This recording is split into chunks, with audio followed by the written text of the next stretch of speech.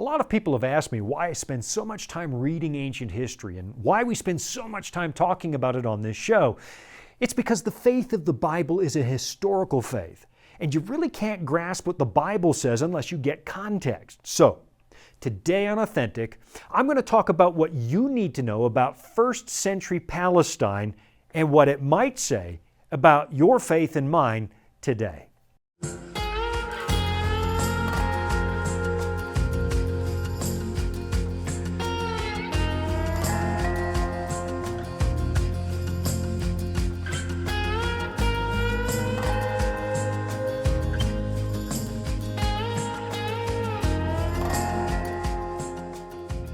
Try and understand the story of Jesus without understanding its historical context is to make a little bit of a caricature out of the famous Nazarene. And that makes understanding Christianity pretty difficult too.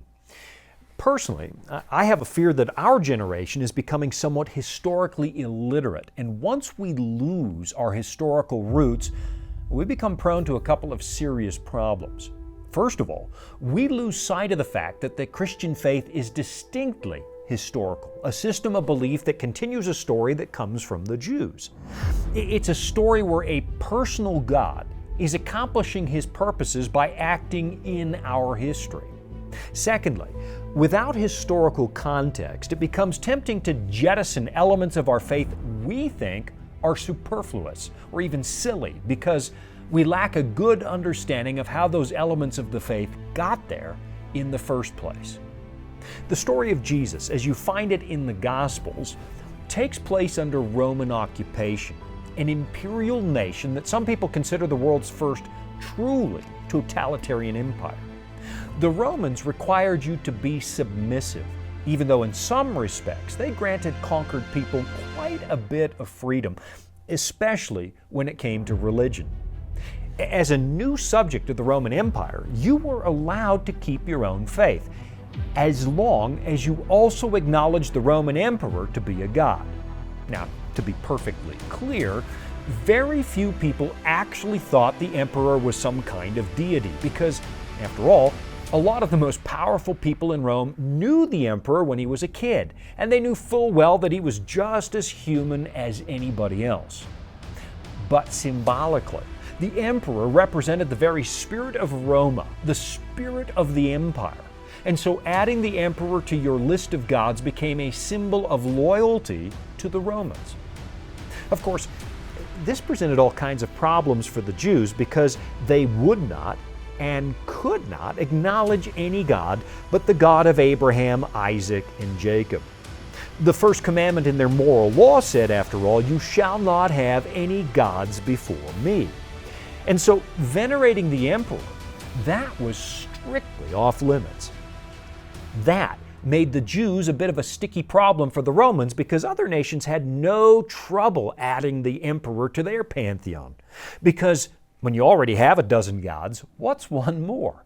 It wasn't a problem for people like the Phoenicians, but it was a problem for the world's original monotheistic religion.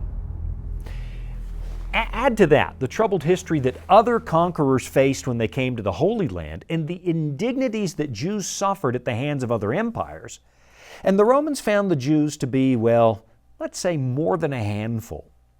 During the 400 years between the close of the Old Testament and the beginning of the New, the Jews had suffered persecution at the hands of a Hellenistic king named Antiochus Epiphanes, who went out of his way to make them miserable. To begin with, he built a gymnasium near the temple in Jerusalem, which doesn't sound like much of a problem. Who doesn't want a gym? Except for the fact that Greek athletes almost always practiced in the nude, like a bunch of deplorable Gentiles. In fact, the word gym comes from the Greek word gymnos, which means naked. Then Antiochus Epiphanes took the temple itself and converted it into a temple of Zeus, where he sacrificed an unclean pig to the chief of pagan gods. So by the time the Romans came to town, it's safe to say the Jews were a little frayed. For the Jews, a Gentile occupation was not just a political problem, it was also a distinctly religious one. The land they occupied was not just some plot of real estate, It was a vital part of the Jewish faith. It was an inheritance given to their father Abraham by the one true God. Here's the way you find that described over in the book of Genesis, where it says, "And the Lord said to Abram, after Lot had separated from him, 'Lift your eyes now and look from the place where you are, northward, southward, eastward, and westward. For all the land which you see I give to you and your descendants forever. And I will make your descendants as the dust of the earth, so that if a man could number the dust of the earth, then your descendants also could be numbered. Arise, walk in the land through its length and its width, for I give it to you.'" The descendants of Abraham were supposed to get that land forever. And when the Romans came, it represented something more than just geographical occupation. The land was meaningfully tied to the promise of God, to the covenant with Abraham. And it was a potent symbol that God had favored Abraham's descendants. To lose control of the land to a bunch of idolatrous pagans wasn't just an insult. It was a signal that something had gone wrong with their entire faith. And it even suggested that maybe, just maybe, God had abandoned them. The historian James Carroll points out something important when it comes to Roman history. You and I tend to favor the Romans because our whole way of life is built on their empire, to one extent or another. As Westerners, we got our system of laws, our system of government, a good deal of our architecture, and our ideas of good infrastructure from the Romans. We can still see their amazing roads and aqueducts scattered all across Europe, and so we think of the Romans as a civilizing influence, a people who brought a bit of order to my ancient ancestors, the barbarians. So when Rome fell and gave way to barbarian kingdoms, we say that's the beginning of the Dark Ages, a time when civilization quite literally fell apart. Of course, we know how brutal Rome was. They persecuted, they had cruel torture and crucifixion, but on the whole, most of us tend to give the Romans a passing grade. They seem like they're kind of a good thing to us. Which brings me to James Carroll's observation from his famous book, Constantine's Sword. He writes, "To the peasant peoples of the Roman-dominated world, to the millions of slaves and petty laborers, in Rome itself fully 1 million of the population of 2 million were slaves. To the lepers and beggars, to the troublemakers whose lives could be snuffed out with little notice taken, no characterization of Caesar's evil would have been too extreme. We have looked back at Rome from above, from the point of view, that is, of those who benefited from its systems, traveled its roads, beheld its architectural wonders, learned to think in its language. But what of that vast majority who drew no such benefit? There is no understanding either the Jesus movement itself or the foundational memory of its violent conflict with the Jews if we cannot look back from below, from the vantage of those for whom the Roman systems were an endless, ever-present horror." Now, personally, most people know I'm a big fan of Roman history, and I'm one of the few Protestant ministers who likes to visit Rome more than I like to visit Jerusalem, but that's just because of my own people's history. We were the barbarians, members of the Germanic tribes that lived in the dark forests to the north. And the history of Rome is now inextricably linked to my history, especially after the fall of the empire, when the barbarians suddenly became the Holy Roman Empire, a religious empire made up of non-Romans that just picked up where Rome left off.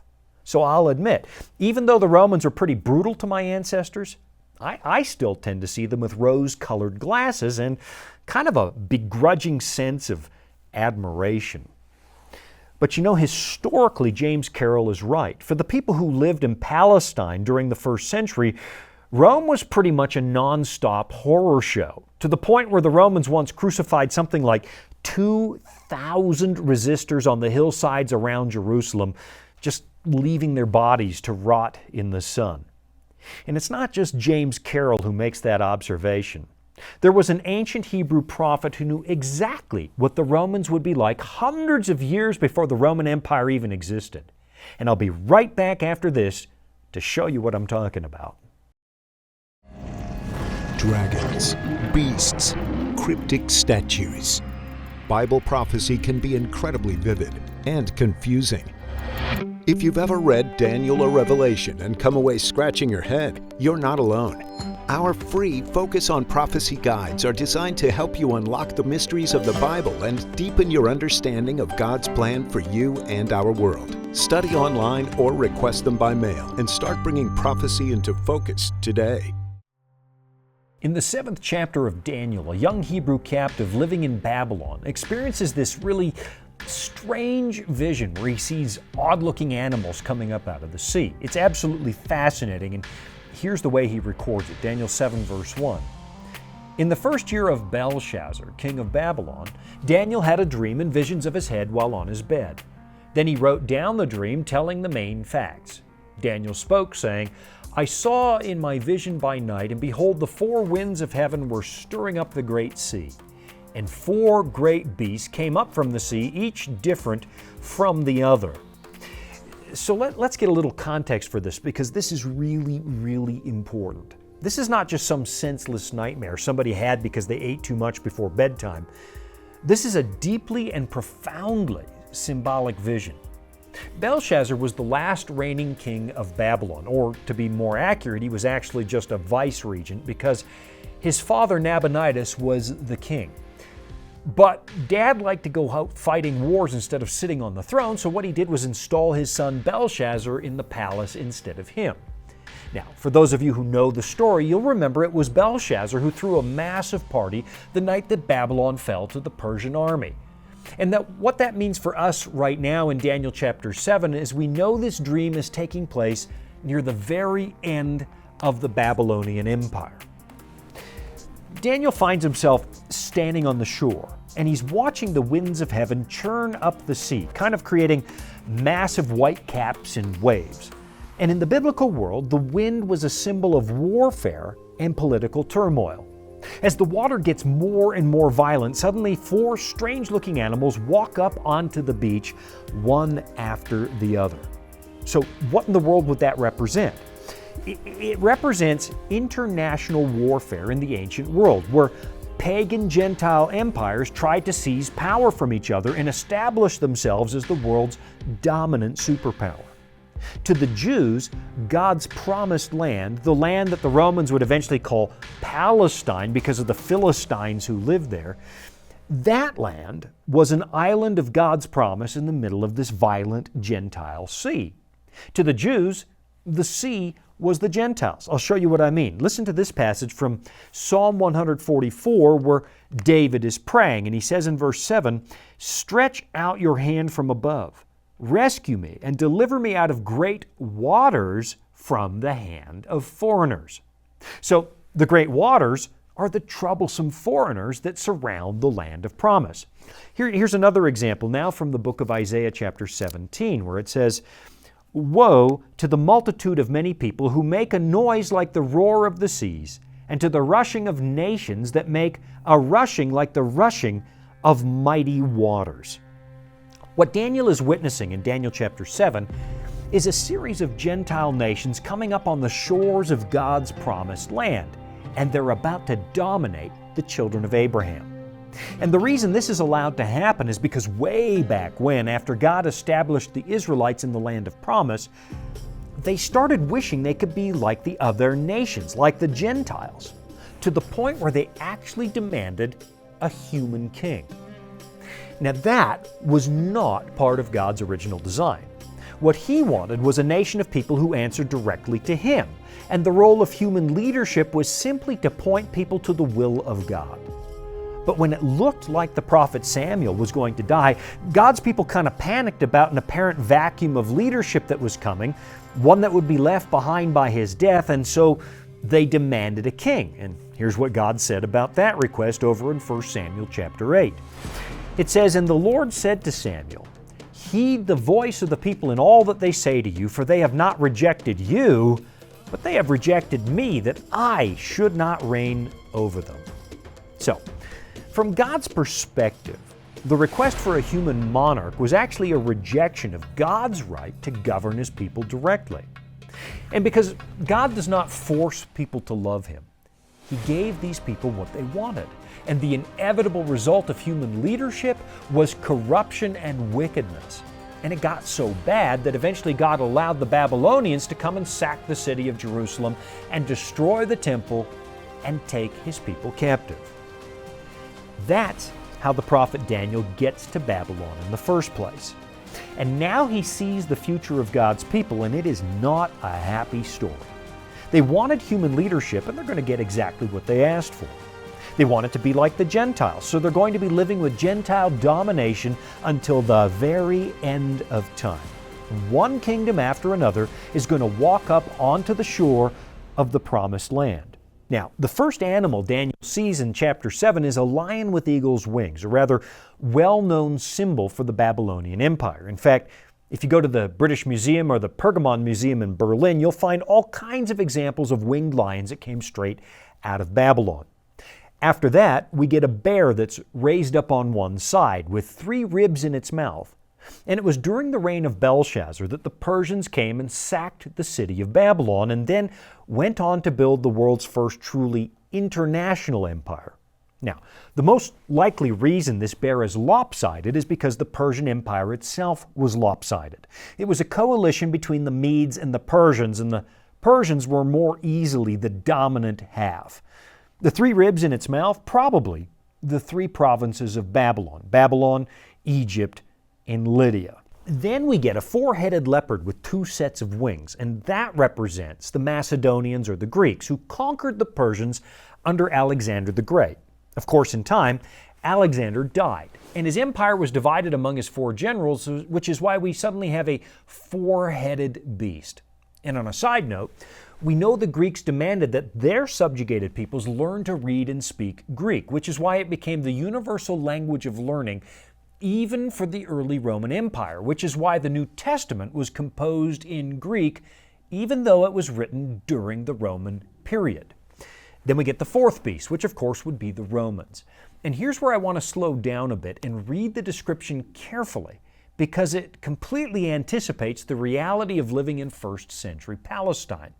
This comes from Daniel 7, verse 7, where it says, "After this I saw in the night visions, and behold a 4th beast, dreadful and terrible, exceedingly strong. It had huge iron teeth. It was devouring, breaking in pieces, and trampling the residue with its feet.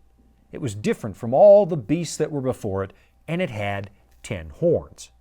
Now that was exactly the experience of the 1st century Jews who lived in Palestine during the time of Christ. The Roman Empire was completely brutal, more so than any of the 3 previous Gentile kingdoms. I mean, don't get me wrong, the others were pretty brutal too, but Rome took the cake. Rome was willing to devour, to break in pieces, and to trample anything or anybody who got in her way. And that's not even the end of the story, so you sit tight because I'm coming right back after this. Here at the Voice of Prophecy, we're committed to creating top-quality programming for the whole family, like our audio adventure series, Discovery Mountain. Discovery Mountain is a Bible-based program for kids of all ages and backgrounds. Your family will enjoy the faith-building stories from this small mountain summer camp and town. With 24 seasonal episodes every year and fresh content every week, there's always a new adventure just on the horizon. Try to imagine the impact of 2,000 of your fellow countrymen, your friends and family, crucified right outside the city walls. It happened after the death of Herod the Great, a king that, well, most Jews despised because they thought of him as nothing but a Roman puppet. A massive rebellion against Rome broke out in the wake of Herod's death, and the Roman governor of Syria, a guy by the name of Publius Varus, sent in his troops to squash it by putting 2,000 rebels to death in the most cruel way imaginable. This happened, incidentally, not too far after the birth of Christ, who we believe was born sometime between 5 and 4 BC. And I know it seems like a mistake because, well, how could Jesus be born 4 or 5 years before Christ? Well, it's because we made a mistake with the dates. So, imagine today the impact of getting in your car and driving out of town and seeing the tortured bodies of your friends and family lining the shoulder of the road for miles on end, and you'll get a sense of just how devastating this event really was. what we have back in the first century is a seething anti-Roman sentiment. But at the same time, we find that the Jewish nation itself was hardly unified in its approach to the Romans. I mean, most people shared a hatred for the Romans, but they also harbored resentment against each other because of their perspectives on the problem. On the one hand, you had the Pharisees, who saw the occupation by a Gentile nation as a corrective measure from God that would bring people back to a stricter observance of the law. Then you had the Sadducees, who were the aristocrats, and they controlled a lot of what happened at the temple, and they liked cooperating with Rome whenever possible just to keep the peace because, well, maybe because they had so much power to protect. Then you had the Essenes, who saw any cooperation with Rome whatsoever as sheer treason. And they spent a lot of time preaching repentance, kind of in the style of John the Baptist. And of course, on top of all of that, society was also divided into liberals and conservatives. Some people were Hellenists who loved Greek culture and tried to bring it into the Jewish faith, and other people were zealots who didn't mind resorting to armed resistance. There was no end to the divisions among the Jews of the first century, which means that a master of conquest like Rome could easily exploit the infighting to keep the Jews from successfully resisting them. That was the world of Jesus. And to read the Gospels without understanding that is to miss a lot. There were people who expected Jesus to overthrow the Romans because they suspected he might be Messiah. And they knew full well that at the end of this prophecy in Daniel chapter 7, the Son of Man receives an everlasting kingdom. In another part of Daniel in chapter 2, it tells us that after 4 key empires, a stone comes from the sky, smashes all those Gentile kingdoms, and then fills the earth with the kingdom of God. So the Jews of the first century mostly knew it was about time for Messiah to appear because they were living under the 4th pagan empire. And that's why you have people trying to crown Jesus as king. And it's the reason that so many of his followers were so disappointed when he was crucified. It seemed like something had gone horribly wrong based on their understanding of the Old Testament. You might remember the conversation that the risen Christ had with 2 disciples on the road to Emmaus over in Luke chapter 24. It says, "Then the one whose name was Cleopas answered and said to him, 'Are you the only stranger in Jerusalem? And have you not known the things which happened there in these days?' And he," that's speaking of Jesus, "said to them, 'What things?' So they said to him, 'The things concerning Jesus of Nazareth, who was a prophet, mighty in deed and word before God and all the people, and how the chief priests and our rulers delivered him to be condemned to death and crucified him. But we were hoping that it was he who was going to redeem Israel. Indeed, besides all this, today is the 3rd day since these things happened." When it comes to reading the Bible, context is everything. And unfortunately, far too many modern Christians restrict their reading to just the New Testament, which is entirely constructed out of the thinking of the Old Testament. To read the Gospels apart from that context in the Old Testament is to miss a lot of very important details and to get an inadequate picture of who Christ is and what he came to accomplish. Now, in the very short time that we have left, I have one more thing I want to show you, and we're going to look at the all-important historical context for us. The prophecy of Daniel didn't just show a devastating Roman Empire. It also showed a disturbing development that would come after the Roman Empire collapsed and before the return of Christ. Here it is now in Daniel 7 and verse 23. It says, "Thus he said, 'The 4th beast shall be a 4th kingdom on earth, which shall be different from all other kingdoms, and shall devour the whole earth, trample it, and break it in pieces.'" So that's the pagan Roman Empire, and we've seen that. But now watch this. Verse 24, "The 10 horns are 10 kings who shall arise from this kingdom." That's describing exactly what happened after the Western Roman Empire collapsed. It divided into fragments, kingdoms ruled by the barbarian tribes who brought the empire to its knees, people like the Germanic Goths. And the rise of the barbarian suddenly creates a new kind of Roman Empire, one where the church starts to fill the power vacuum left behind by the collapsed Roman state. What it produces is something we now call the Holy Roman Empire, which to some extent or other still kind of exists to this day.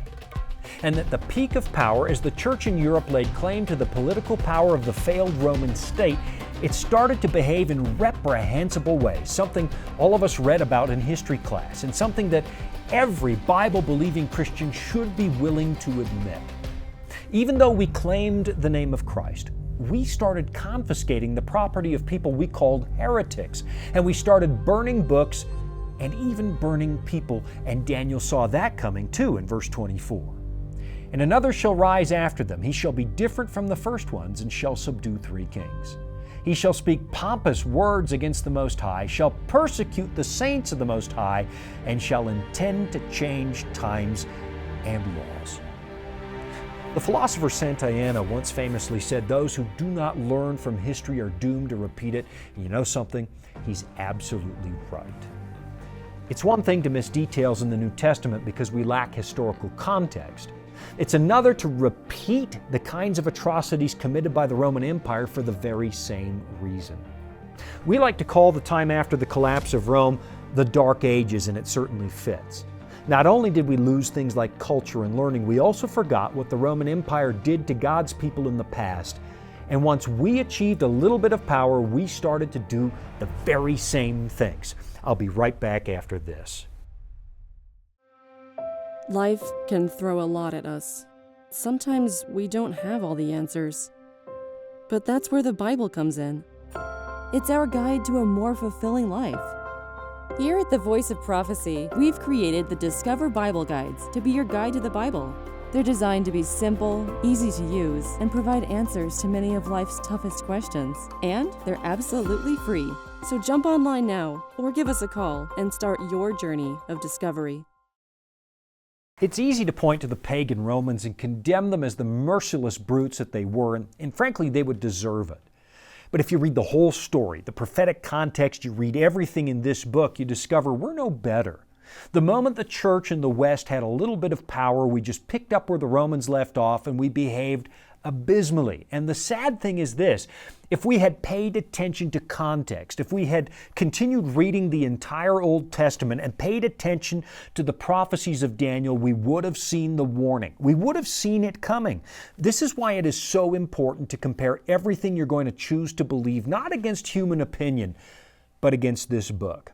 And not just parts of this book, not just your favorite parts of this book, not just the Gospels, not just the New Testament. This book is meant to be read in its entirety. Context in Bible study is everything. Read the whole book. I'm Shawn Boonstra. This has been Authentic.